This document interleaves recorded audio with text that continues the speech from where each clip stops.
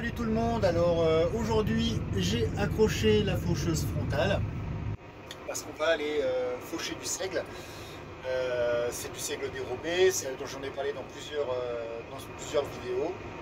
Alors je vais le récolter en enrubanage parce que l'année dernière j'avais fait en ensilage et la valeur n'est pas assez élevée pour nourrir des laitières et donc je vais le garder pour nourrir des génisses. Ça va être un aliment qui colle bien. Et bien aujourd'hui on va suivre ce chantier, on va aller d'abord au champ et on va déplier la faucheuse. Alors voilà, c'est ici, c'est un seigle qui a été semé la dernière semaine de septembre. En fait il n'a pas été semé seul. Comme on voit, il a été semé avec du trèfle squarosum.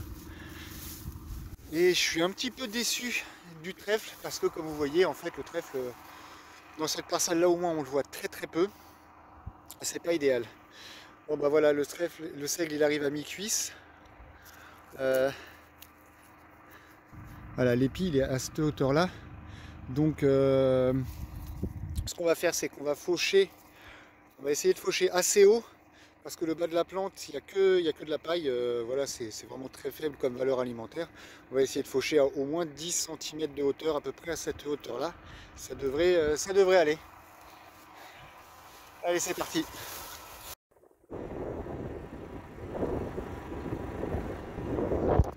Du coup, j'ai mis que la faucheuse frontale devant, j'ai pas mis la latérale. Parce que la faucheuse frontale, elle laisse en andin. Et donc, j'ai tout à fait la possibilité en fait de faire ramasser par la presse directement les andins qui sont là, qui sont formés. Donc ça voudrait dire de ne pas toucher du tout au fourrage. Alors qu'avec la faucheuse latérale, en fait, elle fait un andin plat qui n'est même pas andainé, donc faut le bouger après. Et que je ne sais pas encore si je vais bouger le fourrage, si je vais le faner et l'andainer derrière, auquel cas ça ferait ramasser des cailloux et de la terre, ce serait pas bon pour la qualité du fourrage, ou si je laisse comme ça, et en espérant que ce soit suffisamment sec derrière. C'est pour ça que je me suis laissé la possibilité, je vais le faire que avec la faucheuse frontale. Voilà, on est en 3 mètres, on tourne à 14-15 à l'heure, il y a 11 hectares à faire, c'est largement bouffable dans l'après-midi, donc ça pose pas trop de soucis. Bon ben, on y retourne. Bon alors du coup je vais faire 6 tours, je suis à mon 6e tour autour de la parcelle, puis après je vais y aller comme ça. J'ai pris le drone, ça va être une première. Je vais essayer de piloter le drone, prendre 2-3 images tout en conduisant le tracteur. Je ne sais pas trop ce que ça va donner, mais on va essayer. Parce que ça peut faire des vidéos sympas. Voilà, je finis mes tours, puis voilà. C'est parti pour quelques heures de fauche.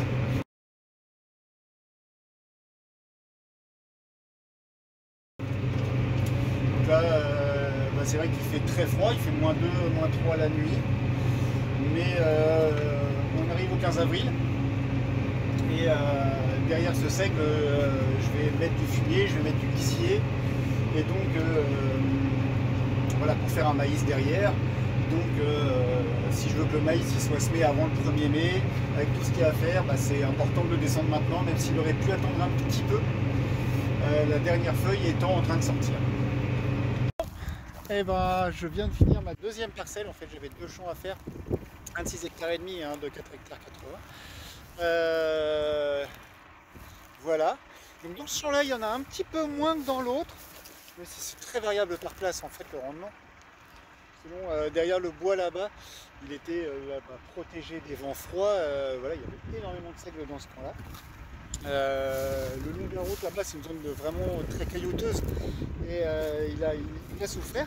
Petite particularité, je ne sais pas pourquoi, le seigle était moins dru ici et donc le trèfle a eu plus de place. Il y a une autre explication possible, c'est que je fais des reliquats, donc des analyses de sol pour déterminer la quantité disponible d'azote. Dans l'autre champ, il y en avait beaucoup à l'entrée hiver, et dans celui-là, il y en avait peu, donc peut-être qu'il y a eu moins d'azote et que le trèfle a eu plus de place pour se développer. Donc voilà, j'espère qu'il n'y a pas trop de vent dans le truc.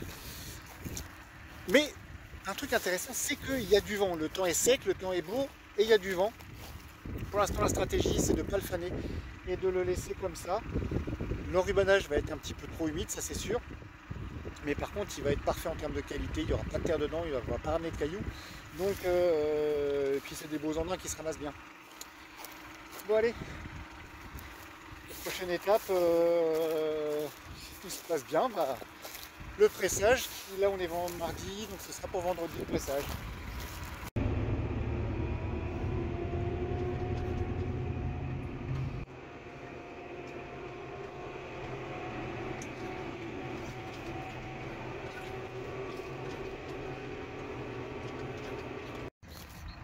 Bon, on est vendredi, donc ça a été fauché mardi comme vous avez vu.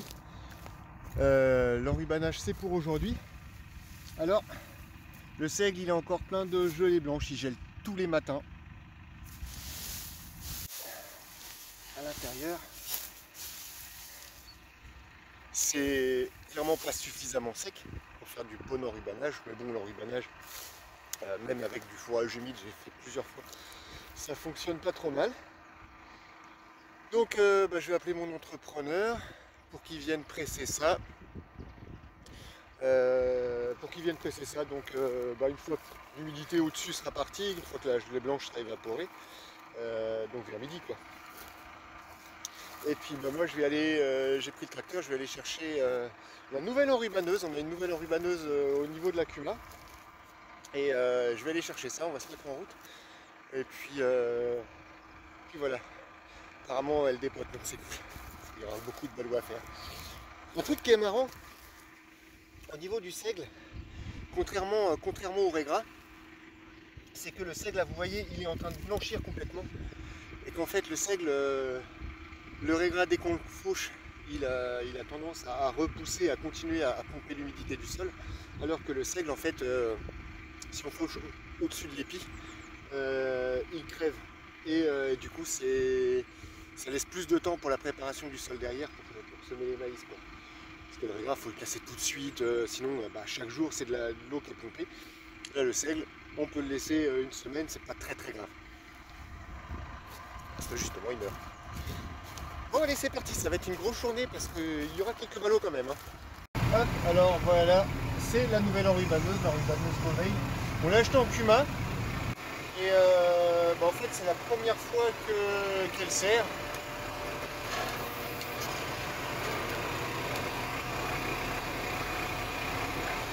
Et c'est une machine qui marche quand même très bien.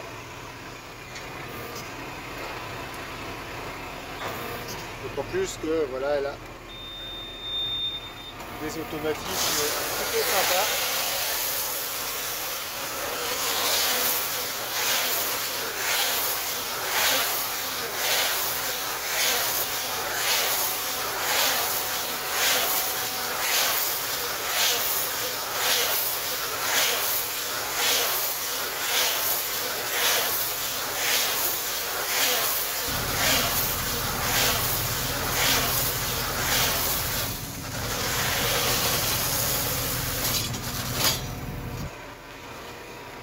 Voilà, tout ça, ça se fait juste à appuyer sur 2-3 boutons, ça se fait tout seul, ça c'est cool. Et donc voilà, donc on arrive à la fin du chantier. Alors vous voyez, il y a des poules partout. Sur 11 hectares 8, non 11 hectares 3, il y a eu 292 ballots d'enrubanage de fait. Donc ce qui fait, j'ai pas les calculs en tête, mais on doit être à quand même plus de 6 tonnes de matière sèche par hectare. Juste pour le seigle trèfle, voilà, en dérobé, c'est plutôt pas mal. Là, bougez pas, faut tenir un téléphone, c'est toujours compliqué, hein. Tac, tac.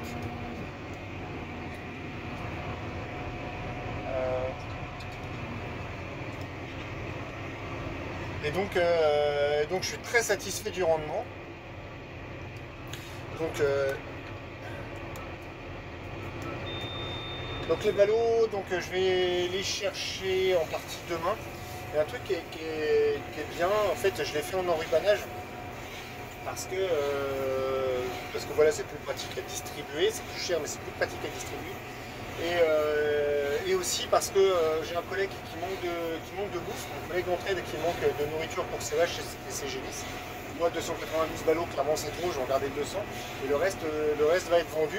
Donc voilà, ça sert à tout le monde, donc c'est une bonne chose quoi. Je vous laisse parce que j'ai besoin de mes deux mains. 292 ballots. Et bah je suis content, fatigué mais content.